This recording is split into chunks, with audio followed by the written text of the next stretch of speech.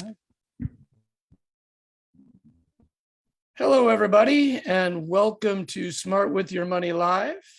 I am Chase Peckham. I am the Director of Community Outreach and Education at the San Diego Financial Literacy Center, the education arm of Debt Wave Credit Counseling. And today we have Felipe Arevalo, as always, who is going to lead us in today's episode. And are you on track to avoid holiday debt?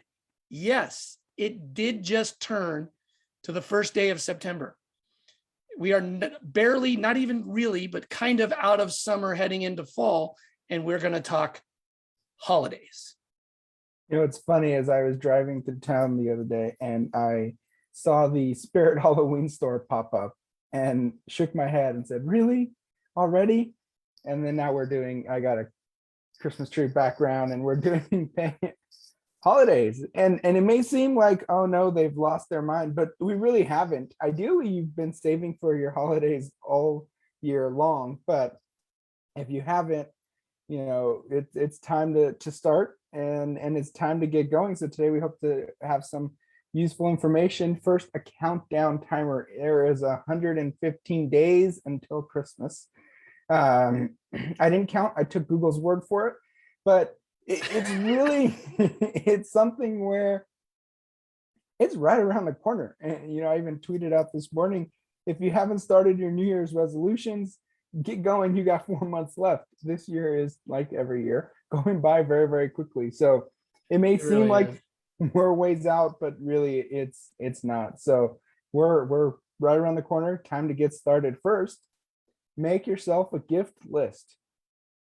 Man, that's eerily similar to make yourself a budget, right?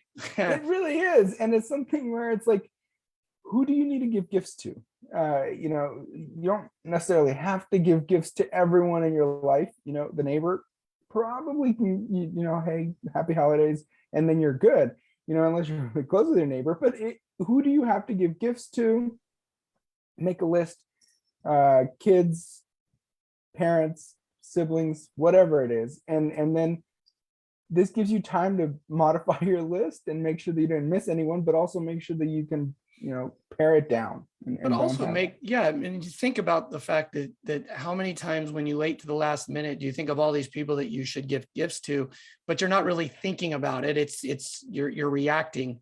And so you really, it's giving it thought before on who you want to give to. Right. And it's even beyond just a budget thing. It's, you know, realistically, it's hard to give to everyone and around you that's in your life. Right. It's definitely something. And then make yourself a budget. You know, set up I know we say it almost every time. It's something where make a budget. How much are you going to spend on gifts this holiday season? How much are you going to spend on the holiday season in general? And then, you know, stick to your budget. Stick to your budget best you can, and you know, make adjustments now and then start saving. And then here's a fun one. Compare your budget and your list and make adjustments now. Are you way under budget to the amount of people that you need a gift to? Or maybe this would be like the ideal scenario. You have extra room in your budget and you can give people better gifts, or you can add people to the list that maybe you initially left off. And then take your list and possibly itemize a budget amount for each individual. And maybe your kids get a little bit more money than, you know, for their gift than your aunt or, you know, the neighbor, I would hope. And it's something where now each individual has their own budget, and you can kind of go and start the process from there. And you can make adjustments. You can check to see if you need to save more money, less money, and you can really realize like what kind of gifts you'll be able to afford for each individual. Yeah, I mean, you really should start creating that budget early on in the year. And then by this time, you're making adjustments based on, you know, income changes, both positive and negatively, right? Because a lot can happen in 6 months. Right. And life happens in 6 months. You might have to add people to your list. Well, and the idea is too, if you do it all during the year and you do it during this kind of thing, is you can figure out, you know, you're compiling and you can give to people because you've already planned for it before something changes. Let's say right around the holidays, you're waiting to the last minute and now you can't afford to give like you'd like. Right. And then find out how much money do you need and how much time do you have left to save it. Do that math and find out how much money you need to put away every single paycheck, every single month to reach your goal and have that money. And the goal here really is, if you're going to give these gifts anyways, is to have the money saved up so that you don't go putting the money on a credit card and then have to start the new year paying off the previous year's holiday debt. The goal is to have that money put away ahead of time. Make those gifts, buy whatever it is you're going to buy, but don't fall into debt for doing so. What that will allow is in January, now you start planning for the following holiday, as opposed to trying to dig your way out of the debt that you accumulated for yourself the previous year. So how much time do you have? How much money do you need and how much time do you have to save? And this is where starting earlier, hopefully you've already started, is going to give you the biggest benefit, because it'll make it smaller amounts that you have to put away every single month paycheck. Do some smart shopping. Because you're ahead of the game, because you know how much money you're going to spend on each individual, because you know who you're buying gifts for, start looking for deals. When you happen to be inside of a Target or Walmart, or you're online on Amazon or whatever it is, and you see something that falls within the budget that that person's going to like, make that purchase. And then check them off your list. Make sure you start a little area where you can store them so you don't forget that you bought them already. And then that person's done. And if you came in a little under budget because you found what you were looking for on sale, even better. That allows you to redistribute that money or save that money for something else. For sure. I mean, and then also, even if you plan ahead and you say, okay, you know, I love Black Friday and I do that kind of thing. You still have that plan ahead of time to know that the thing that you want to buy is probably going to be on sale at that time. But if you know, and you find into a deal of something that they have that you want to get them, then it's great. Do it now. So you're not buying everything at one time and all of a sudden your budget's completely blown. Yeah, for sure. And then gift cards can be your friend. If you can't find that great item that you're looking for that person's budgeted amount, you know, you've decided you're going to give someone $20, but the gift you really want to give them is $30. Maybe you just don't give them a gift and give them a gift card. You can pick them up at your local grocery store. Maybe you could pick them up kind of as you go and just kind of store them somewhere when you're at the grocery store. Oh, look, here's a $20 gift card. And then you can kind of give everybody a gift card to something that they like. You know, maybe you're not buying them an iPad, but you're giving them an Apple gift card so they can put that towards the purchase of their iPad. Or, you know, instead of getting them a gift, you get them a Visa gift card or a Target or Walmart or wherever you know that they like to shop gift card, Amazon. The only problem with those Visa-like ones is there's a fee with those suckers. Usually. There is, yeah, and that's why I usually avoid them. You know, everyone shops at either Target or Walmart or one of the major retailers. Yeah. So you can, even local ones, even your local, you know, mom and pops places can have gift cards. You just have to walk in. Maybe you know that your, you know, brother's favorite Thai restaurant is down the street, and you're driving by there one day. You hop on in and you buy them a gift certificate or gift card or whatever it is that they do, and you can support your local business. And you give someone something unique because they get their, you know, they get their Thai food from there anyways. So you can do the gift card still for the local. It doesn't have to be for the major retailers.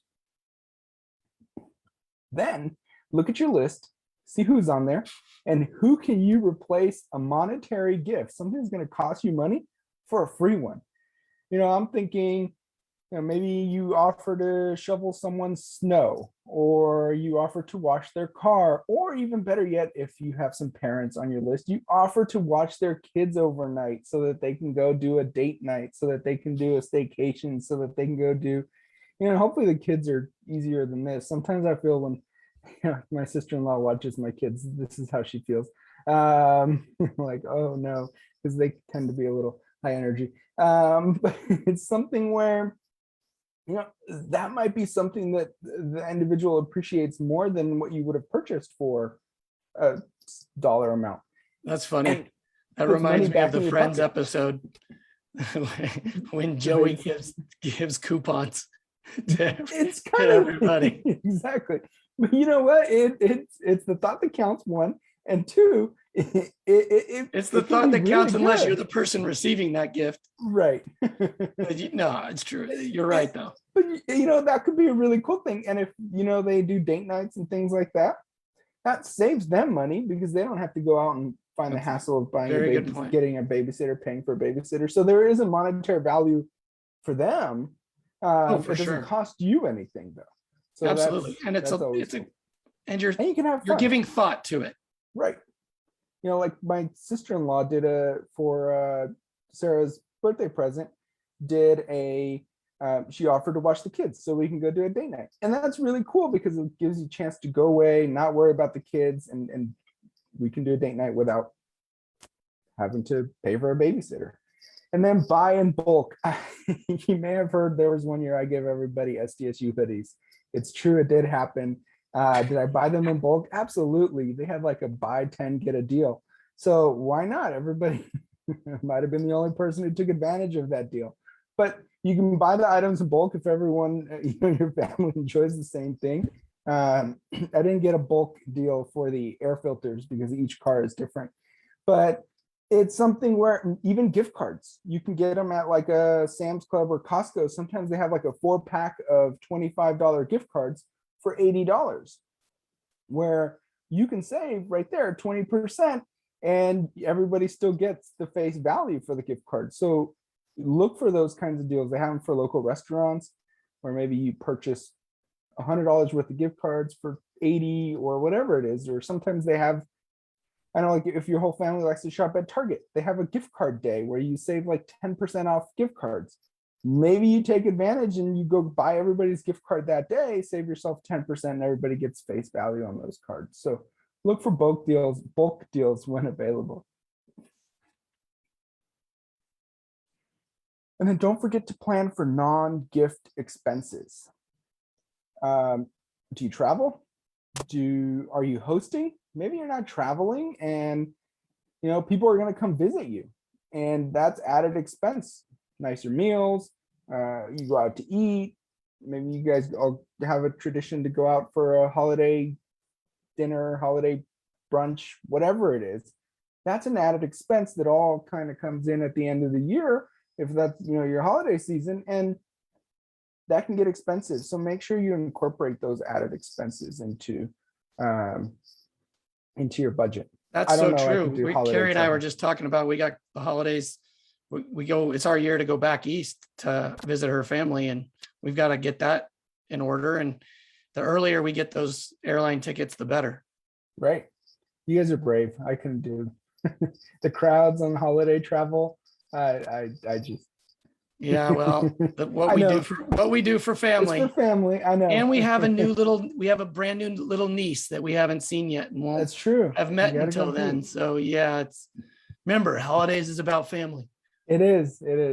So and whatever it is, maybe you just travel, maybe you just have people over, but that added expense can mess up your budget. Maybe you don't even have anyone over, but you just like to treat yourself to a nicer dinner. And buy yourself a nice steak or whatever it is you like to do, and you can incorporate that kind of thing into your budget. Yeah, and if you do have people over, have it be like a kind of a holiday potluck. Yeah, it'll save you time in the kitchen, and then you don't incur all the cost from the food, because that can get not only just time, but the amount of money you can spend on the holiday meals is pretty pricey. Absolutely. And everyone can, bring their own special dish, bring a side dish. If you have someone who doesn't cook, like my wife, before me, they had her bring like the plates and napkins and soda and chips because they didn't want to have her experiment cooking. Now they've expanded and they're like, but Felipe can cook, so Felipe can bring us something. So, you can, maybe you just have a sign up list and you let people grab what they want to grab from it and bring what they feel comfortable bringing. But if you don't have a sign up and you do a potluck, you might end up with 3 or 4 people bringing the same thing. But there are ways to kind of decrease your expenses. I'd love to hear more ideas. If you have a big group, consider playing one of those games. like a Secret Santa or White Elephant, and now you're buying just one gift instead of buying a gift for each one of your friends. It can turn into a fun little event. And I don't know if you're doing it virtually. I don't know if you do it virtually, but maybe we're back to gathering and gift exchanges and all that. So get creative. Any other tips, any questions? There is a Talk Wealth to Me episode that we did for financially planning for holiday expenses. It's right here. You can find it on our Buzzsprout, our website, and anywhere else you get your other favorite podcasts. But I'd love to hear any other suggestions, any questions anyone may have.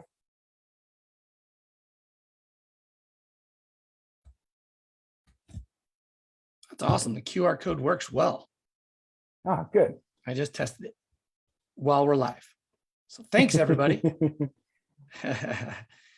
Oh, that's a good one. We got one, is the cost of mailing packages.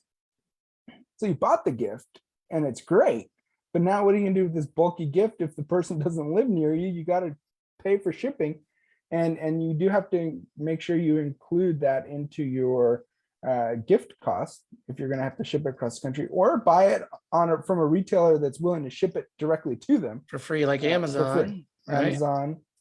Or if you get their address, you can do it through like any of the other retailers, like a Target, Costco. You can just type in their address for shipping and just have it show up there. Yeah, but make sure you have the right address, because I do that to my brother-in-law. I send all our stuff that way. And then one time I bought something for Carrie and I forgot to change the address back to ours. Yeah, and he got stuff that he wasn't supposed to. It happens. It was funny for him. You got to double check the address, especially if you're putting lots of addresses and you're shipping things to lots of people. So don't forget about that shipping cost, because it can sneak up on you. You can get expensive, especially if you're shipping a lot of different things. So again, we have our podcast. You can listen to it wherever you get your favorite podcasts, Spotify, Apple Podcasts, and we're quite popular on there, or on our website. And join us next episode, 2 weeks from today, financial abuse signs.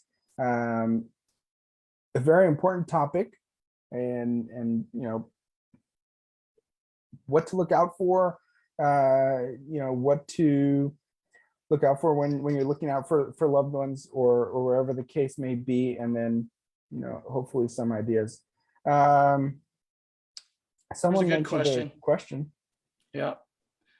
Should you budget for things like visiting Santa and those kinds of like outings with your family? For sure. I mean, anything that's going to cost you money is something that you should plan ahead for. Now, usually with the Santa things, what you're paying for is time, because you're waiting in those long lines at the mall, like in the old days.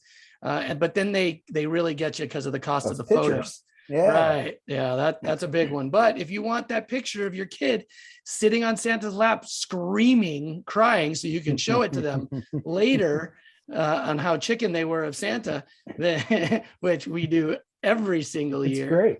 Yeah, now my kids are old enough and we go, look at you. Both of them did not like, the looks on their faces was classic. The pictures is how they get you, because you're going there thinking, I'm going to get this one. Like, how about package A or B or whatever the next level package is? And you're like, oh, well, yeah, then I can send a picture of this person and this person and this person. And half the time you forget to send the pictures. They never get out to wherever they go.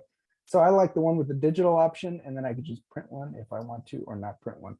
Absolutely. But yeah, I do have some of my kids terrified of Santa, or I have one of Barrington really, really scared of the Easter Bunny.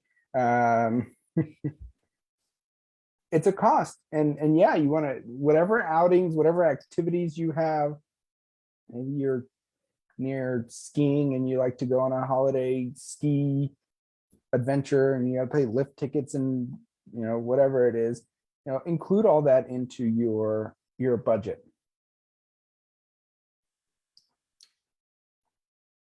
Any other questions?